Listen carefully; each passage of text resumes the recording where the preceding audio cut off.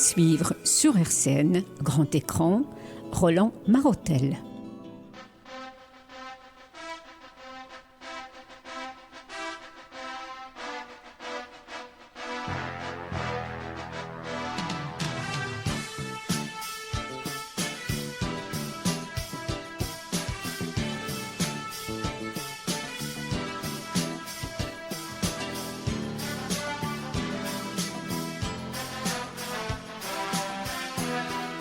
Bonsoir et bienvenue sur RCN 90.7, vous écoutez l'émission Grand Écran. Ouh, le petit lapsus dès le départ, j'ai failli faire une connerie. Bonjour, donc vous écoutez l'émission Grand Écran, l'émission cinéma de RCN 90.7. Et pour cette émission, normalement, on n'est pas encore à la fin de mois, mais on va avancer d'un petit mois, donc d'une petite semaine, pardon, pour donc balancer notre revue critique. D'ailleurs, on a certains films qui datent de décembre, dont on va revenir un petit peu là-dessus. Mais c'est vrai que là, on va en grande partie revenir sur les films de janvier. C'est un peu la dernière étape avant les grandes cérémonies de reprise de prix, des Césars, des Oscars. Donc forcément, il y aura pas mal de films que l'on va voir en compétition, notamment le 1917, on va en parler bien évidemment. Et avec moi, j'ai Fabien. Comment tu vas, Fabien ? Salut Roland, ça va super. Très bien. Et au téléphone, j'ai également Charlotte. Comment tu vas, Charlotte ? Salut, je me suis pas téléportée, donc je participe quand même, je suis avec vous. C'est pas grave. Au moins, tu as une présence pas physique, mais téléphonique. Voilà, c'est déjà ça. Et avec moi aussi, j'ai également, donc, on va dire, le petit nouveau dans l'émission, Yazid. Comment tu vas, Yazid ? Bonjour, ça va très bien. Et du coup, si tu peux nous présenter un petit peu plus. Alors, tu es à RCN en fait en stage actuellement, c'est ça ? Voilà, je suis en stage, je suis stagiaire. Donc pendant 6 semaines, je suis en 3e année d'une licence information communication, spécialisation journalisme, c'est pour ça que je suis venu ici, puis je suis assez passionné de cinéma, donc c'est pour ça que j'ai choisi Grand Écran aussi pour commencer. Et tu as frappé à la bonne porte. Voilà. Et d'ailleurs, c'est bien que tu commences notre émission avec une spéciale revue critique, donc en fait, on va donc, comme à chaque fin de mois, parler de films qui sont sortis donc, durant cette période-là. Sans transition, on va commencer avec du lourd, du très très lourd. Et en plus, c'est un film qui est sorti finalement même pas en janvier, mais en décembre. Je parle de Tatatam, parce qu'on n'en a pas parlé, on a tellement chambré sur les dernières émissions d'ailleurs. Je parle bien évidemment du Star Wars, l'ascension de Skywalker, donc réalisé par J.J. Abrams, le roi du clavier, donc sorti le 18 décembre. Alors, c'est quoi Star Wars, l'ascension de Skywalker ? C'est quoi Star Wars ? Bonne question. Alors, c'est un film de KPP. Non, donc, oui, si, en plus, c'est vrai. Donc, après le retour mystérieux de Palpatine, parce que ça, c'est dans le générique, la Résistance affronte à nouveau le Premier Ordre dans le dernier chapitre de la saga Skywalker. Alors, ce qu'il faut dire pour ma part, je suis parti en entendant strictement mais rien du film. Vraiment rien, sans aucun espoir véritable dans la salle de cinéma. Et est-ce que j'ai passé un mauvais moment devant le film ? Ma réponse est non. Est-ce que le film est bon ? C'est un Star Wars.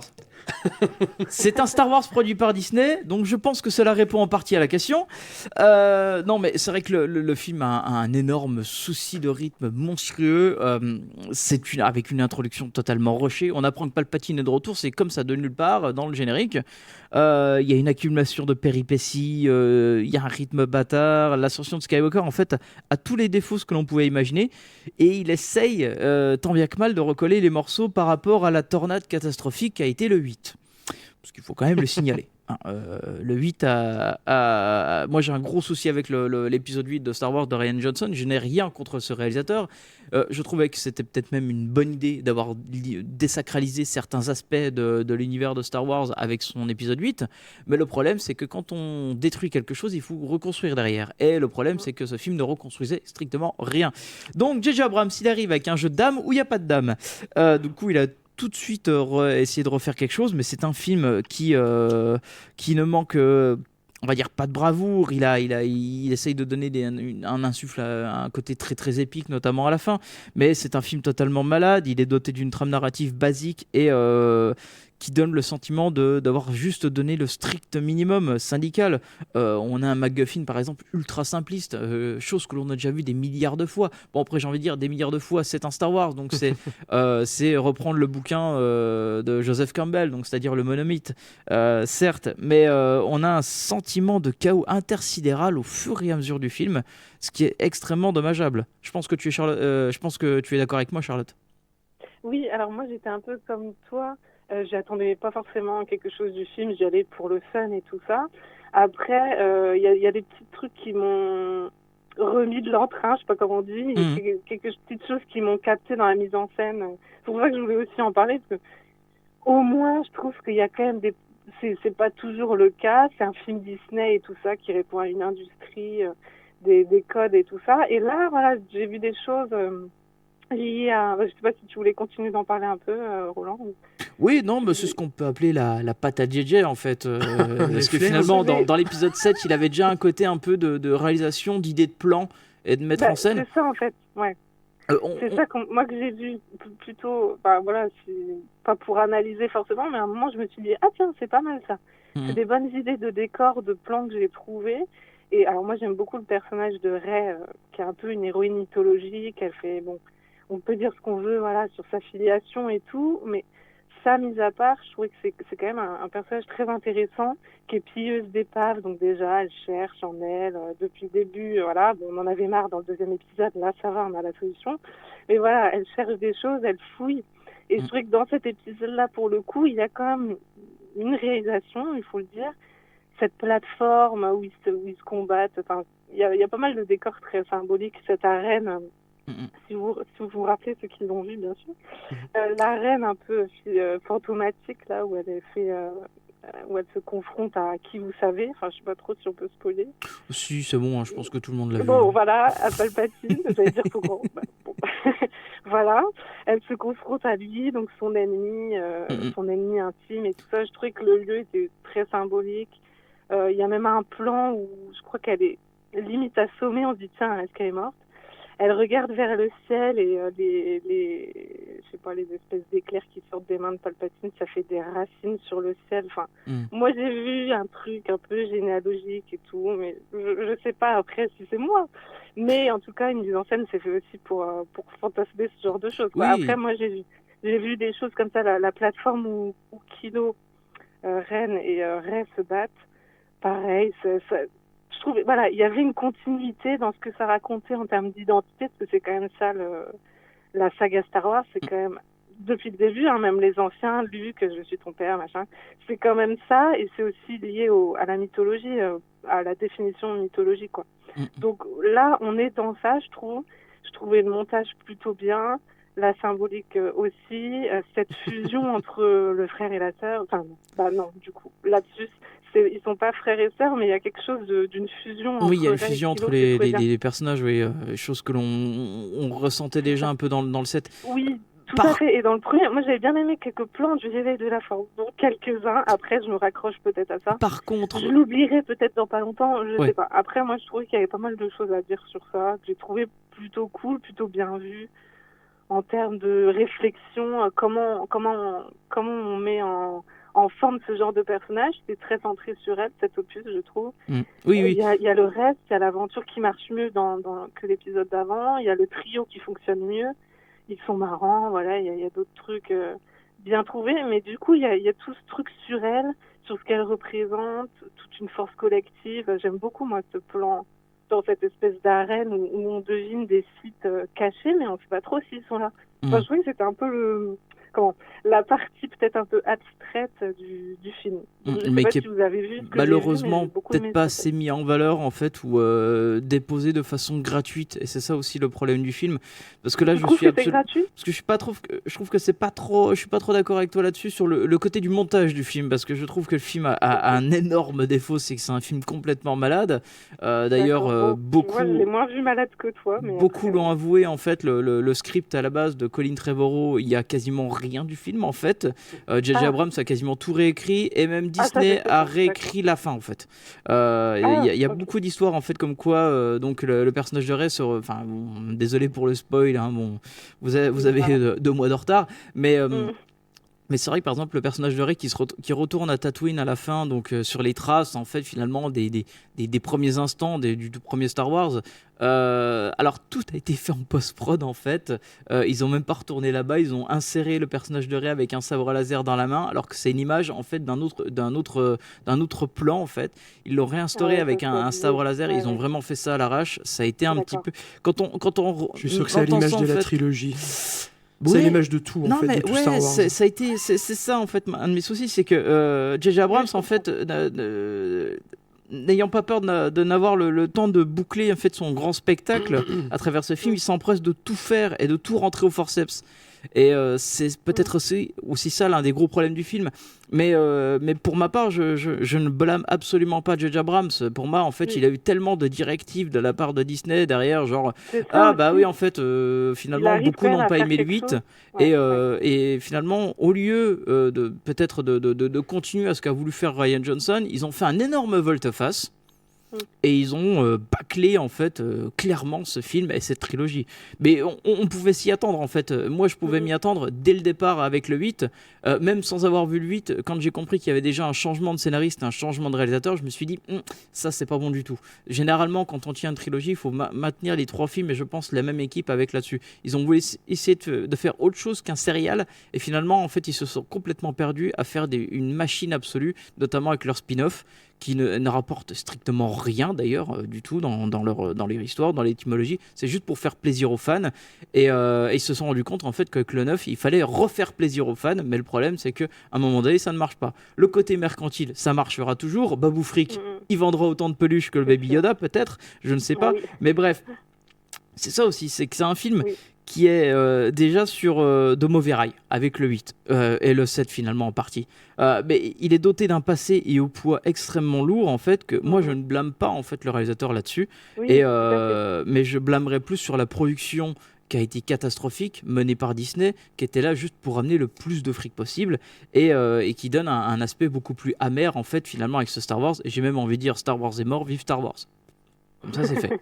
la phrase de fin. Après, c'est vrai que je te rejoins sur la production, mais tu parles de rail, et c'est vrai que dans une grosse machine comme ça, c'est pour ça moi j'attendais rien au début, et qui est ce genre de...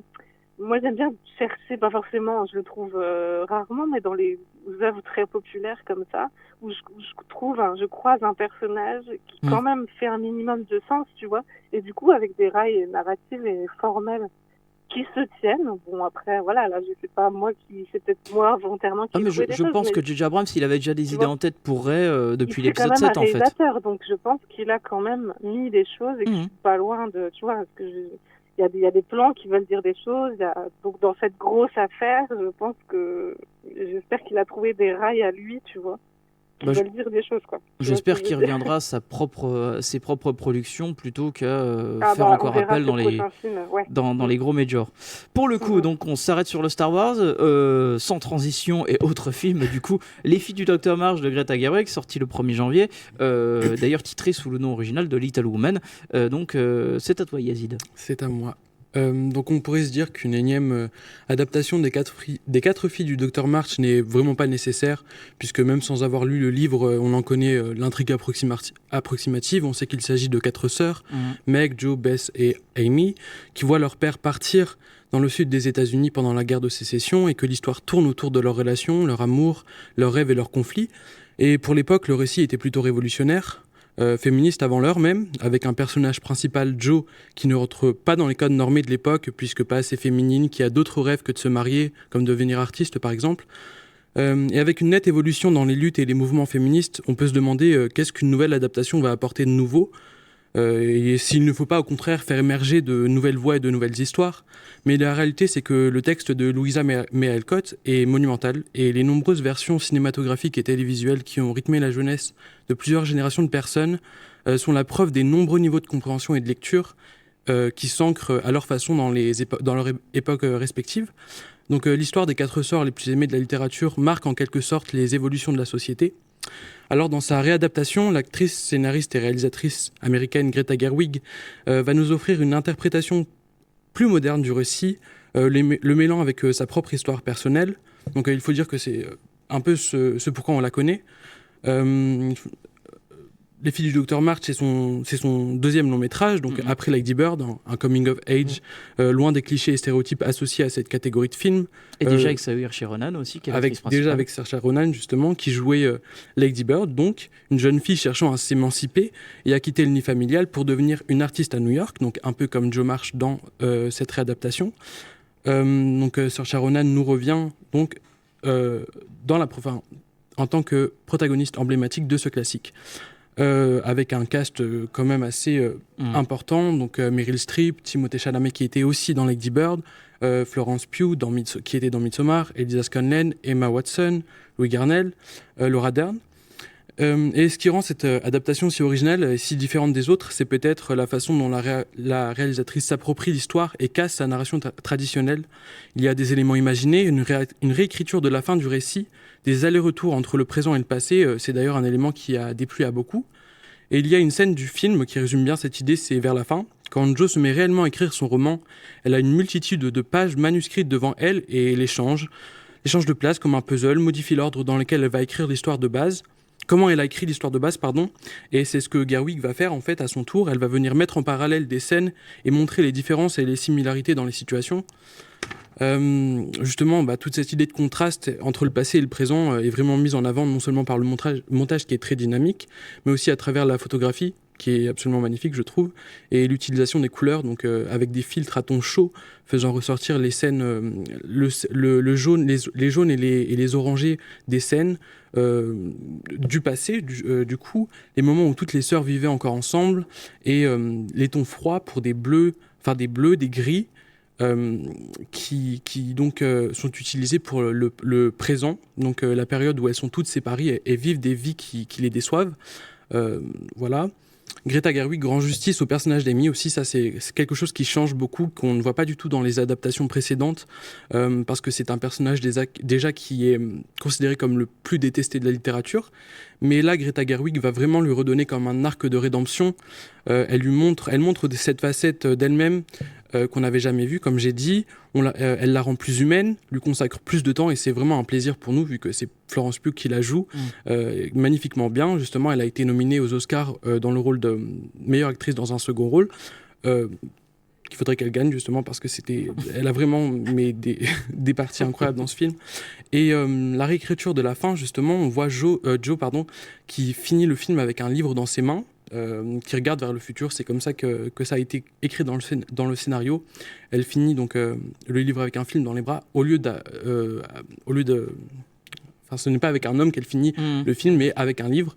Donc on dit aussi que Louisa May Alcott s'était forcée à écrire une fin où elle était mariée, et ça, Greta Gerwig le souligne dans le film, mais elle réécrit totalement.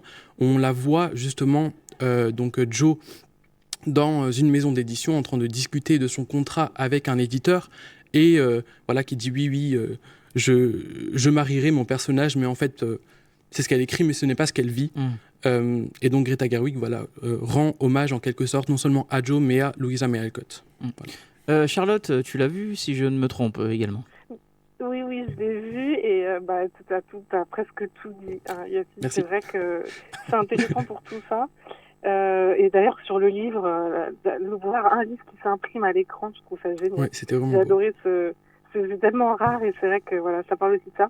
Tu parles du montage, effectivement, il y a passé et présent séparés de 7 ans. Moi, j'ai trouvé très judicieuse cette construction de récit, parce que c'est aussi un film qui parle de destin de sœurs, du coup, de sœurs artistes.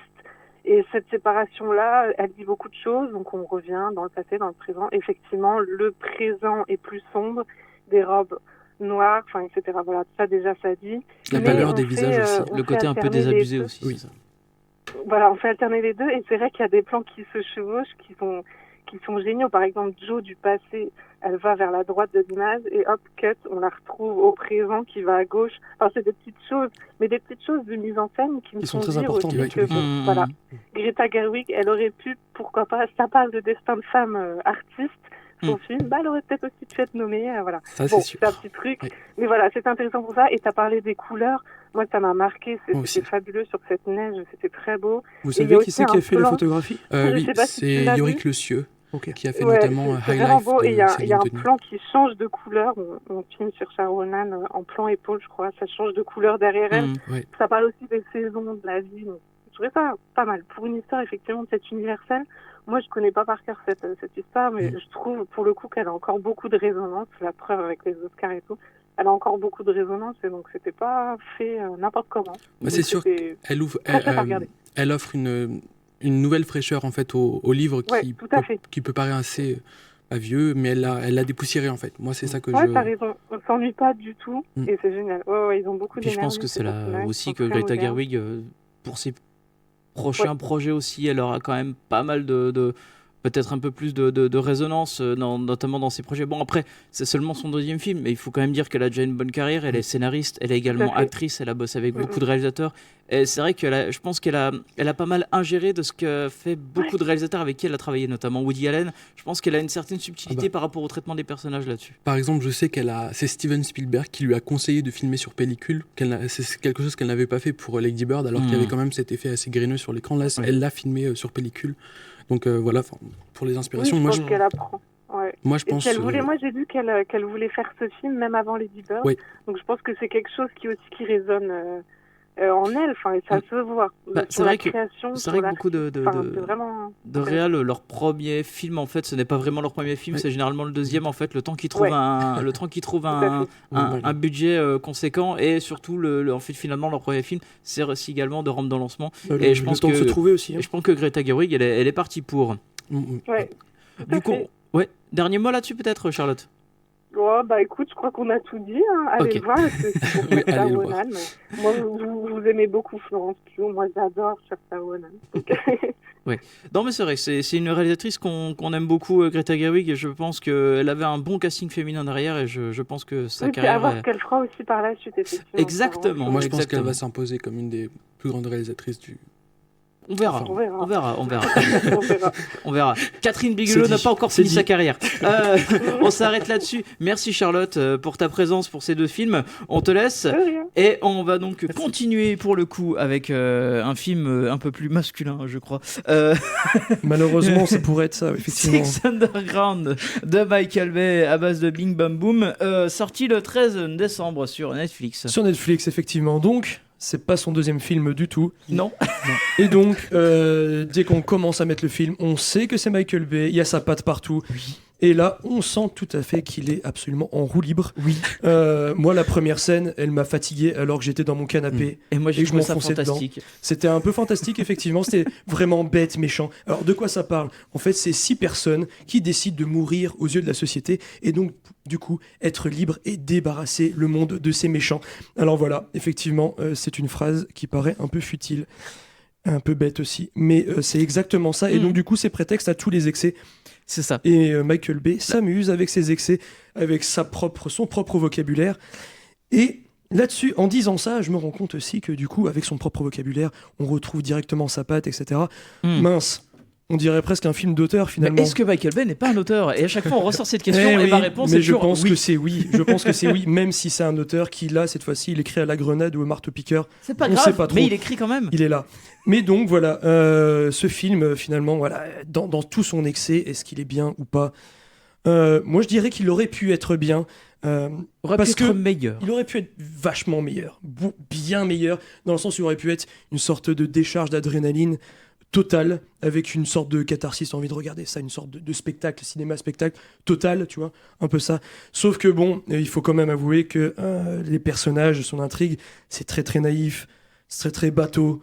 Bon, voilà, on retrouve tout, hein, les blagues de cul sont lourdes, le spectacle est grandiloquent, machin, c'est caricatural. C'est magnifique au début de course-poursuite avec un remix de Carmina Burana, techno dubstep, absolument infect. Dans le musée de Florence, absolument magnifique. C'est too much. Et donc du coup, c'est ça qui est bien. Par contre, moi ce qui m'a surpris un petit peu, et ça j'ai trouvé ça cool, c'est que dans cette première course-poursuite qui dure donc quand même à peu près 20-25 minutes, c'est très long. C'est long.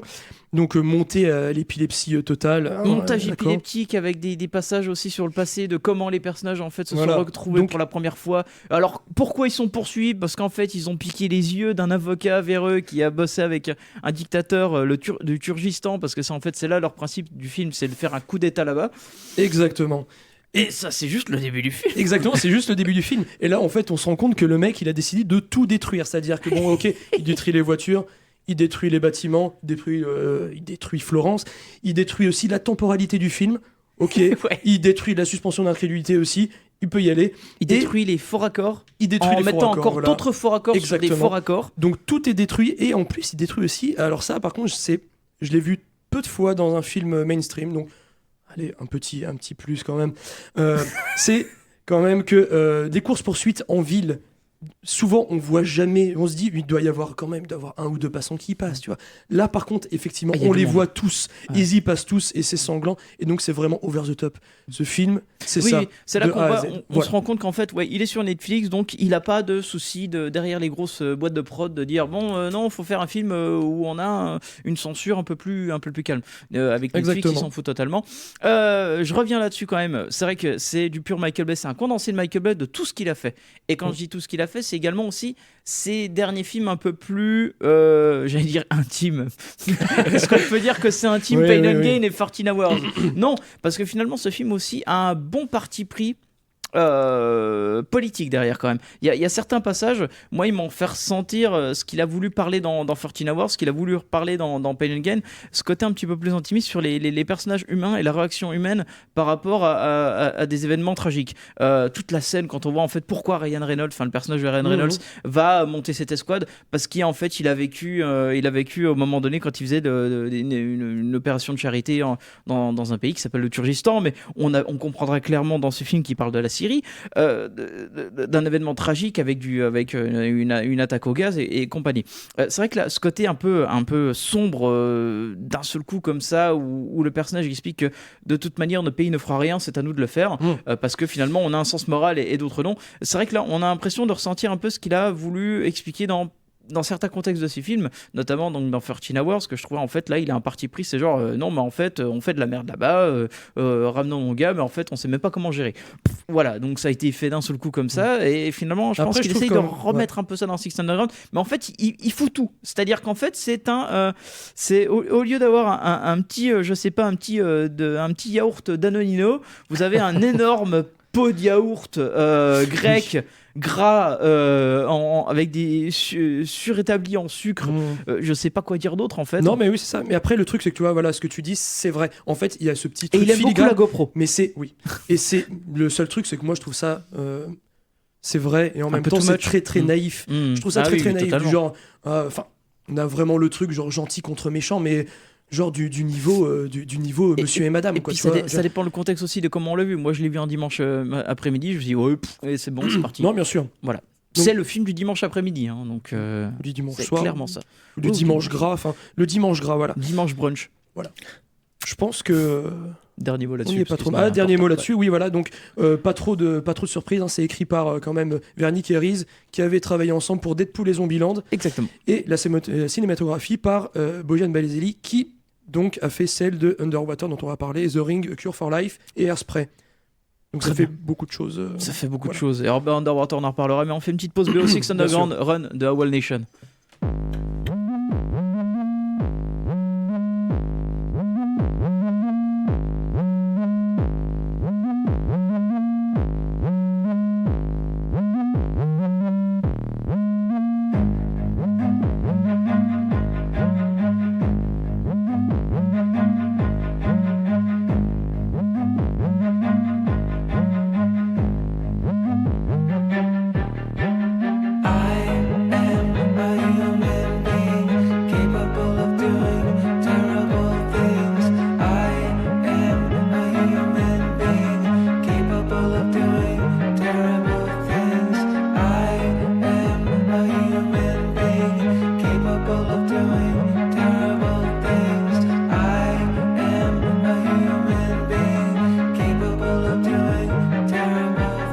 There's lightning striking all over the world. There's lightning striking all over the world.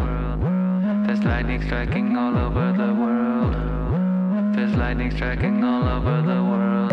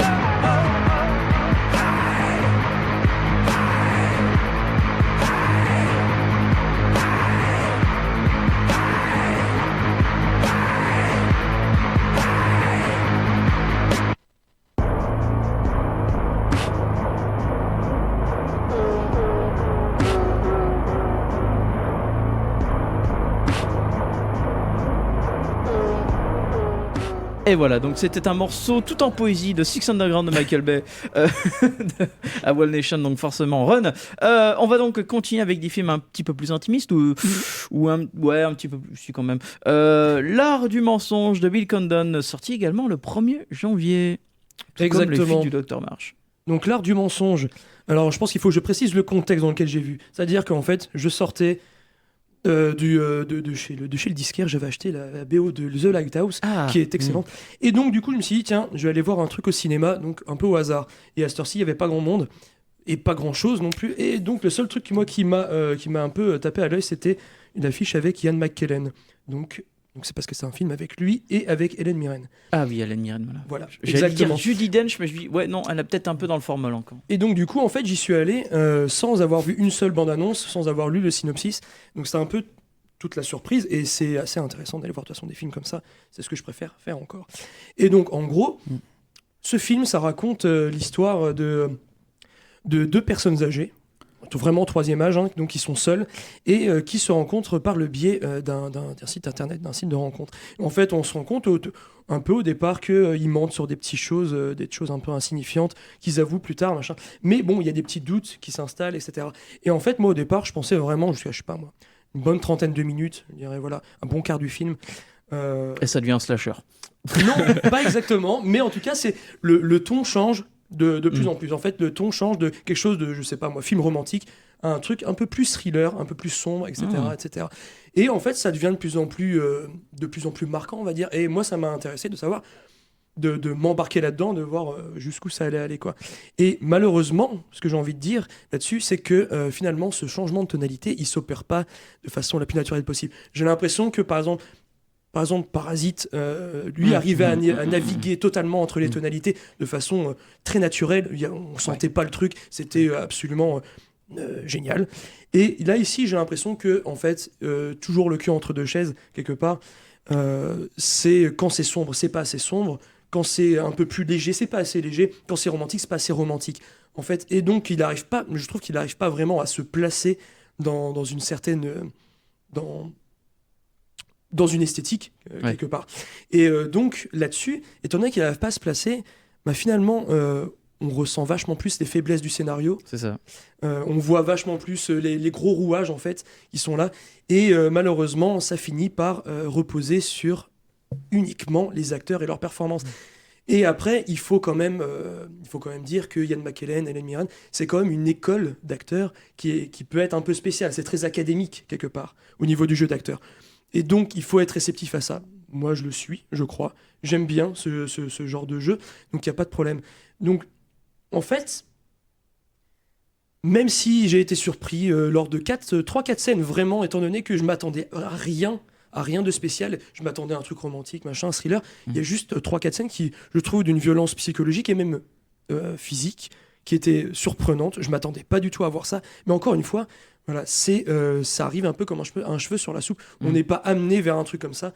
Et ça a beau être intéressant, je trouve que c'est un film que je vais très vite oublier, finalement. Ouais. Parce que voilà, ça repose sur les acteurs. Les rouages, on les voit à 3000 km. Et la bonne volonté est là, les bonnes idées sont là. Mais je ne trouve que ça ne marche pas tant que ça. Voilà. C'est ce que je voulais dire sur ce film. Je trouve que tu as parfaitement résumé le film, en fait, le ressenti de Bill Condon, ce mec donc, qui a réalisé Candyman 2, Twilight 4 et 5, Dreamgirls et La Belle et la Bête, 2017. Donc voilà, donc on pouvait pas... Ça je l'ai su après, hein, pareil, écrit par Jeffrey Hatcher, donc The Duchess, des épisodes de Mentalist. Donc voilà, adapté d'un roman de Nicolas Searle. Ouais, ça partait d'une bonne intention. Exactement. Et cinématographié par Schlisser, donc qui avait fait Battleship, l'attaque du métro 123 et les fils de Condon aussi. Donc en fait l'équipe, si j'avais vu tout ça avant, je sais pas si j'y serais allé, mais peut-être que j'ai bien fait d'y aller un peu à l'aveugle, parce qu'au final c'était pas une totale déception. Oui, c'est comme un club de foot en Ligue 2, il peut faire une surprise en Coupe de France. Et voilà. Si tu veux. Exactement. Je sais pas quoi dire d'autre pour représenter ça. Du coup, on va sans transition. Donc, c'est à ton tour, Yazid. Tu vas nous parler donc de L'Adieu de Lulu Wang, sorti le 8 janvier. Donc ça faisait 4 mois qu'il était sorti aux États-Unis. Il était très anticipé déjà, même avant sa sortie, parce que Lulu Wang, en fait, elle avait déjà raconté cette histoire dans un épisode d'un podcast très connu aux États-Unis qui s'appelle This American Life. Il y a toute une histoire d'ailleurs par rapport à la production du film, mais c'est son deuxième long métrage, donc après un film pas très marquant apparemment, vu que je ne connais même pas le nom.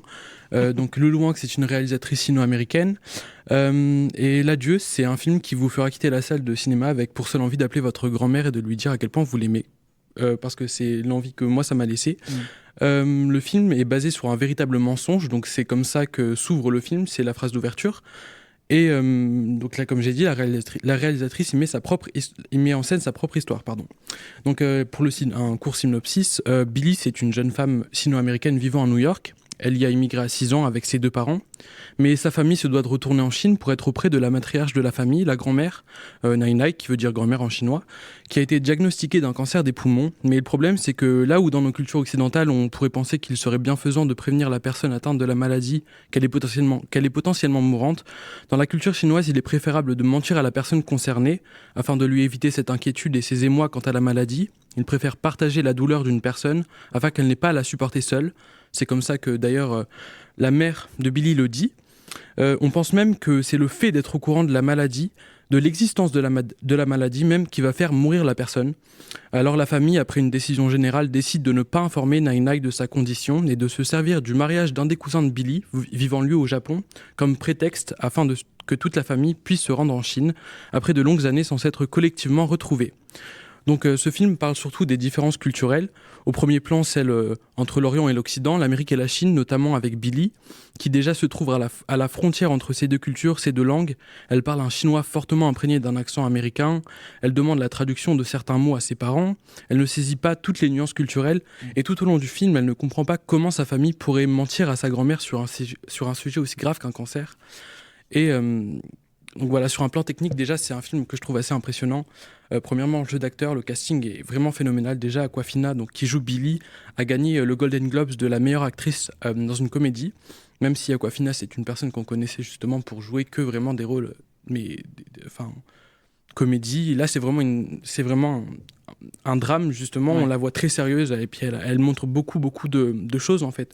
Elle passe des rires aux larmes et c'est amplement mérité, d'ailleurs, ce Golden Globes. Mais la performance la plus extraordinaire, en tout cas pour moi, revient à l'actrice qui a joué Nai Nai, donc Zhao Shujin, une actrice chinoise. Et dans le rôle, elle est vraiment renversante. Elle est drôle et elle incarne vraiment bien la figure de la grand-mère. Enfin, moi, elle m'a vraiment ému. Elle m'a rappelé ma grand-mère. C'est pour ça que ça m'a autant ému. Le scénario, il est réussi. Les dialogues sont vraiment émouvants et drôles à la fois. C'est ça l'ingéniosité un peu du scénario de Lulu Wang. Je pense à une scène notamment qui se déroule dans un cimetière, donc qui est vraiment pas censée être drôle, mais justement on slalome entre les rires et les moments de réflexion qui peuvent parfois conduire aux larmes, si ça nous touche et si ça nous rappelle quelque chose. Mais encore une fois, personnellement, c'est un film qui m'a marqué et touché en partie par la subtilité avec laquelle la réalisatrice illustre les liens familiaux, notamment la relation entre Billy et sa Nai Nai. Elles sont très complices et s'aiment énormément. Donc chaque dialogue qu'elles ont ensemble, on sent vraiment le vécu de la réalisatrice. On peut même dire que c'est un film assez cathartique, en fait, puisque, comme j'ai dit, on voit le vécu, on voit que c'est quelque chose que... C'est son histoire, c'est sa grand-mère, c'est elle qui est à l'écran.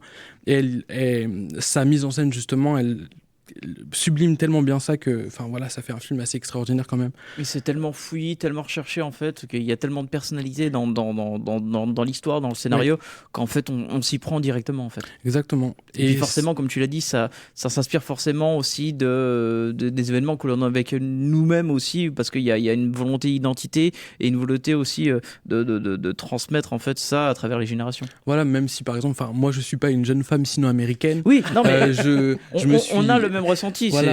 Je me suis directement vu dans le personnage de Billy qui porte vraiment des regards très chaleureux vers sa grand-mère, qui l'enlace avec... Mais on le ressent en fait, l'amour à travers l'écran. Donc voilà, c'est vraiment un film, même s'il n'a pas fait beaucoup de bruit, en tout cas en France, il faut vraiment aller le voir, je pense. C'est un très bon deuxième film. Et dommage qu'il n'a pas été nommé aux Oscars comme le meilleur film de l'année, mais voilà. Il y a beaucoup de films qui auraient pu avoir cette place, mais c'est très très compliqué. Et en parlant, merci en plus de parler de ça, parce qu'en parlant de films nommés aux Oscars, c'est la transition parfaite, parce qu'on va parler peut-être du film le plus attendu de ce mois de janvier. Ouais. Donc 1917, le dernier Sam Mendes est donc sorti le 15 janvier, et ça raconte quoi ? Eh bien, c'est donc deux personnages donc, pris dans la tourmente de la Première Guerre mondiale, Scofield et Blake, donc des soldats britanniques, se voient en fait assigner une mission à proprement parler impossible, porteur d'un message qui pourrait empêcher donc une attaque et la mort donc de 1600 soldats. Ils se lancent donc dans une véritable course contre la montre derrière les lignes ennemies. Voilà, donc le scénario est assez basique là-dessus. Déjà, on peut dire directement les gros points positifs du film, c'est que le film est techniquement irréprochable. Franchement, je peux le dire, que ce soit dans les plans, la mise en scène, la photographie. Donc, forcément, le film est voué comme si c'était un plan séquence. Forcément, le film n'est pas totalement un vrai plan séquence. Il faut quand même pas le déconner. Il l'assume totalement. Et d'ailleurs, il y a un bon petit fondu au noir que personne ne l'a vu, mais moi, je me rappelle très bien. Mais c'est vrai qu'il y a une qualité visuelle absolument incroyable. C'est-à-dire qu'il veut renforcer l'immersion par l'idée de la mise en scène, mais il y a un certain détachement quand même. Donc, c'est-à-dire que la caméra n'est pas un soldat. Enfin, on est quasiment en fait un spectateur, même un troisième soldat, mais qui n'est pas présent en fait. Exactement. Et par exemple, il y a des plans dès le début, on se dit, ok, d'accord. Donc là, oui, il veut nous amener sur un autre niveau technique. Il y a par exemple toute une scène où ils vont passer derrière les charniers allemands. Donc il y a une énorme crevasse due à une bombe, et donc ils descendent juste en dessous, et la caméra, elle suit mais d'une fluidité incroyable, ce qui pose déjà les bases, et le film va être comme ça de tout en long. Et franchement, quand je parlais de mise en scène, mais également la photographie, c'est Roger Deakins derrière, qui absolument fait un taf, je pense, pour le coup, très impressionnant. Et c'est vrai que j'en avais parlé avec certaines personnes, c'est un peu,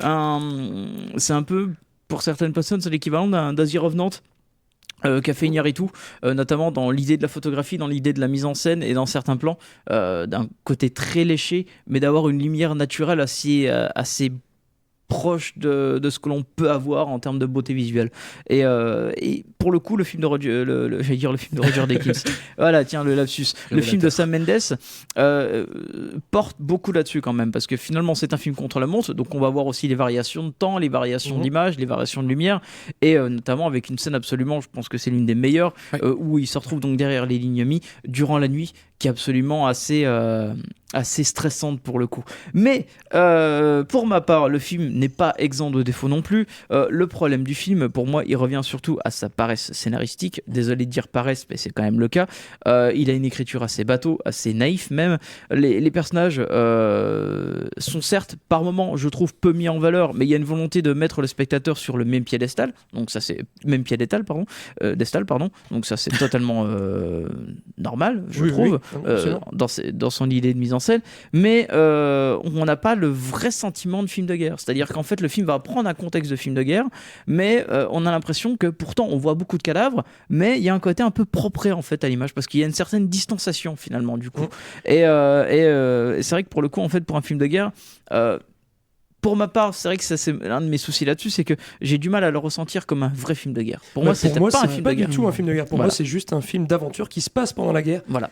Et là-dessus, du coup, je pense qu'il faut vraiment l'aborder comme ça, et donc du coup, ça nous évitera toutes les comparaisons avec des grands films de guerre comme, je sais pas moi, le Soldat Ryan. Soldat Ryan, forcément, parce que le Soldat Ryan, avec une introduction tellement nerveuse, tellement dure, tellement incroyable, que c'est compliqué de l'avoir. Et je pense que c'est pas très pertinent de le comparer à un film de guerre, en tout cas sur ce truc-là. Et effectivement, moi je trouve aussi qu'il est assez propre, et surtout aussi dans sa représentation un peu très manichéenne du le gentil britannique, voilà, et le très méchant. Ça, c'est l'un des allemand. gros soucis, c'est qu'à un moment donné, en fait, quand c'est une scène de guerre, quand on se retrouve face à un soldat allemand, on va pas le dire excuse-moi, laisse-moi passer. Ouais, et puis ça arrive 3 fois dans le film. Voilà, c'est ça qui est Même problématique. si c'est que 3 scènes, ce ne sont que 3 scènes, mais par contre ça arrive à chaque fois. Il y a des scènes de pure beauté, de tension, de poursuite, quand ils retrouvent enfin on va dire le campement britannique, notamment il y a un soldat qui chante, enfin cette scène absolument merveilleuse. Mais c'est vrai que il y a quelque chose qui me laisse dire que c'est un film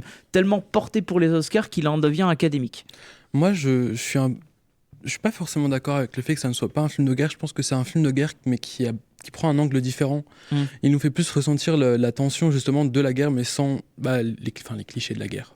Sans qu'il y ait la guerre, quoi. Sans la dimension psychologique. Oui, voilà. Et sans la dimension aussi assez monumentale de la guerre, où on pourrait s'imaginer. Moi, je me suis dit, on va voir des milliers d'hommes combattre, mais non, on voit deux hommes justement parcourir un champ comme ça où il y a que des morts, mais la tension, elle était là, et c'est ça que j'ai trouvé assez prodigieux en fait. Tout à fait. Oui. Dernier mot là-dessus, non? Dernier mot là-dessus, moi j'espère vraiment que Roger Deakins va vraiment continuer, parce que quand même en fait, il est très il est pas très reconnu, malheureusement aussi. Il est pas très connu, il est pas très connu, il a jamais eu trop de récompenses. Ouais, c'est vrai. Ça a toujours tardé, alors que ce mec est quand même au pinacle. Il a traversé toutes les époques. Des années, il a bossé avec les frères Cohen, il a tellement de réalisateurs avec lui. Il a ramené le numérique pour O Brother et tout. Enfin bref, il est à l'avant-garde de tout, il a traversé toutes les années. Donc bref, ça c'est mon petit bonjour Roger, si tu nous écoutes. Et c'est vrai, non, pour le coup, en plus, je trouve que Sam Mendes c'est un Montréal, donc pour le coup, c'était quand même un film à voir, donc je vous le conseille. Et pour le coup, d'ailleurs, on va écouter un petit morceau issu du film, parce que c'est une très bonne BO également de Thomas Newman, 1600 Men, donc un morceau de Thomas Newman.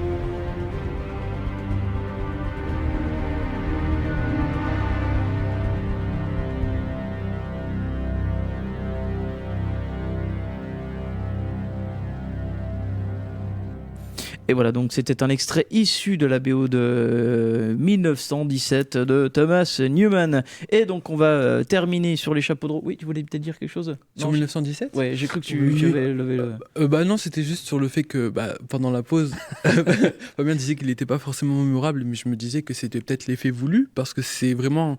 Enfin, on voit que c'est quelque chose que le film est passager. J'ai l'impression que c'est passager en fait, c'est juste un passage pendant la guerre. Donc peut-être que c'est ça qui rend le film pas forcément mémorable, mais bon, c'est juste... Moi, c'est surtout au niveau des émotions que je pouvais ressentir, de l'identification par rapport... On estompera encore le 1917, on arrêtera de l'éponger un petit peu. Il est très bien quand même. Hein. Oui, non, il est très bien, on va pas arrêter. Tiens, en parlant de film très bien, Underwater de William Eubank, sorti le 8 janvier, n'est-ce pas Fabien? Oui, alors c'est son 3e film après Space Time et The Signal que j'ai absolument pas vu, donc je peux pas en parler. Inconnu bataillon. Voilà, c'est écrit par Duffield, qui a donc écrit Divergente 2 et The Babysitter, deux films que y en a un que j'ai pas vu et l'autre que j'ai trouvé mauvais. Et la cinématographie donc par Bojan Baseli qui a... Attends, donc t'as vu lequel? J'ai vu The Babysitter malheureusement. Ah, fâche. Et donc la cinématographie c'est pas celui avec Vin Diesel, hein. Non, c'est pas celui-là. Qui a fait donc Six Underground, The Ring, machin que j'ai dit tout à l'heure. Donc voilà, c'était un film qu'on pouvait attendre un peu de pied, enfin que moi je pouvais attendre de pied ferme étant donné parce qu'il parle absolument à tout ce que je peux rechercher dans le cinéma de genre par exemple. Donc c'est dans les abysses. Ouais, le côté abyssal, l'inconnu. Le huis clos, les choses inexplicables. Voilà, ça part d'un postulat très simple. Donc, ce sont des scientifiques qui sont dans une base sur le plancher océanique. Et il y a un tremblement de terre un peu inexpliqué qui détruit quasiment toute cette base. Et donc, en fait, ils sont coupés de la surface. Et donc, ils vont essayer de regagner cette surface comme ils le peuvent, finalement. Et donc, tout ça, c'est... Ça leur permet, ça permet au film d'avoir pas mal de péripéties, donc en dehors, sur le plancher marin, dans le noir, etc. etc. Donc du coup, ça c'était quelque chose qui pouvait beaucoup me plaire. Malheureusement, encore une fois, je parle que de films, voilà, je dis malheureusement.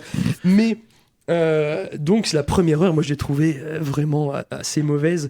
Je veux dire, tout le cast cabotine avec sa petite punchline pour présenter les personnages, machin, c'est hyper conventionnel.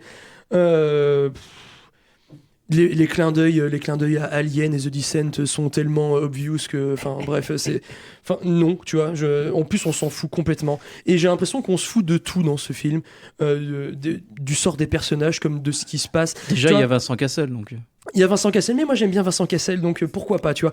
Mais là, je trouve que en fait tout est caricatural. Et en plus, le truc que moi je regrette vraiment là-dedans, c'est qu'on est sur un film de fond marin et jamais, une seule fois dans ce film, j'ai ressenti la pression des fonds marins ou la claustrophobie qu'il peut y avoir, l'isolement, quoi que ce soit. En fait, j'ai l'impression juste qu'ils étaient dans un hangar et dans une piscine. Tu vois, c'est un peu le truc dans une piscine noire, quoi, et dans un hangar un peu gris. C'est vraiment le truc en fait qui ressort. Donc ça c'est la première heure. Donc j'étais très déçu au niveau de la première heure, il n'y a pas de problème. Au niveau de quand on commence la seconde partie du film, on va dire ça comme ça, je trouve qu'il y a un petit regain d'intérêt parce que là en fait le personnage de Kristen Stewart, qui est à mon avis peut-être le seul intérêt, qui est un peu une Ripley un peu plus douce, on va dire. Voilà, on va dire ça comme ça. Qui est un personnage intéressant, voilà.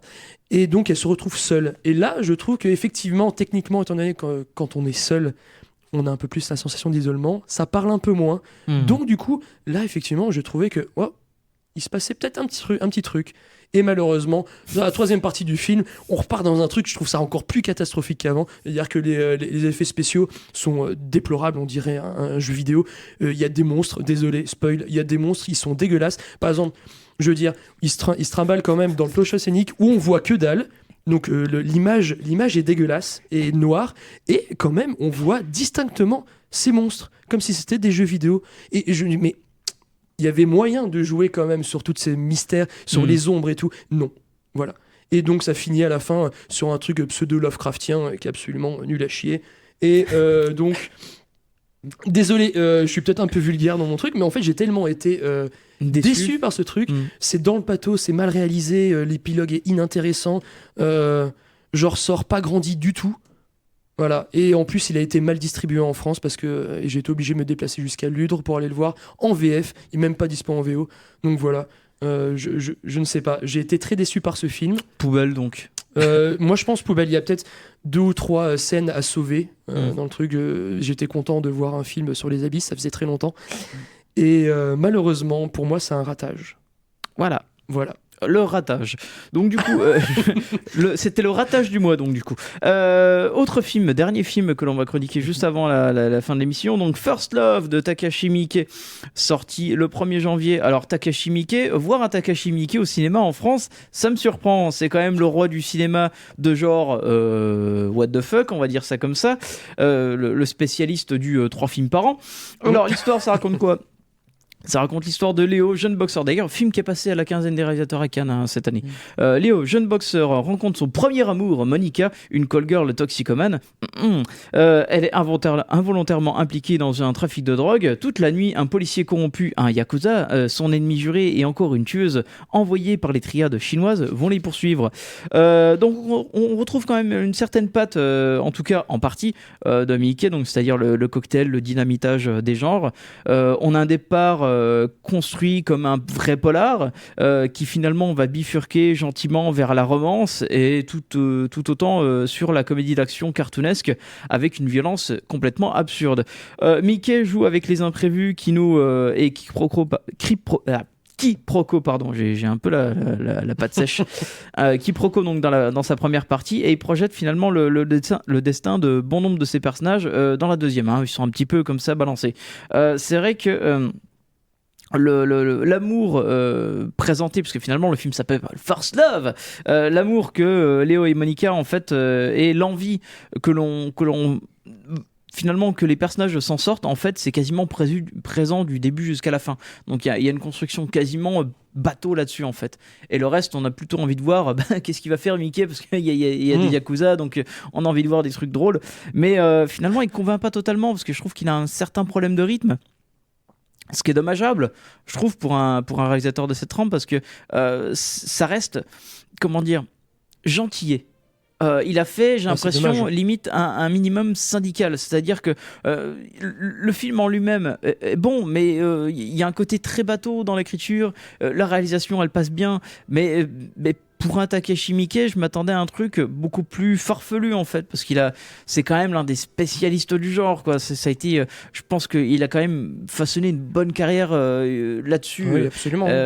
C'est quand même un mec qui a fait beaucoup d'adaptations de manga et de jeux vidéo qui sont de qualité moindre. Il va souvent quand même au bout des choses, mais il n'hésite pas à aller dans les extrêmes. Et c'est vrai que là, le côté extrême, bon, si vous voulez du côté extrême, il y a quand même de la décapitation, du démembrement, mais c'est pas ça reste gentillet, je sais pas comment dire autrement. J'ai vu un Takashi Miike gentil, quoi.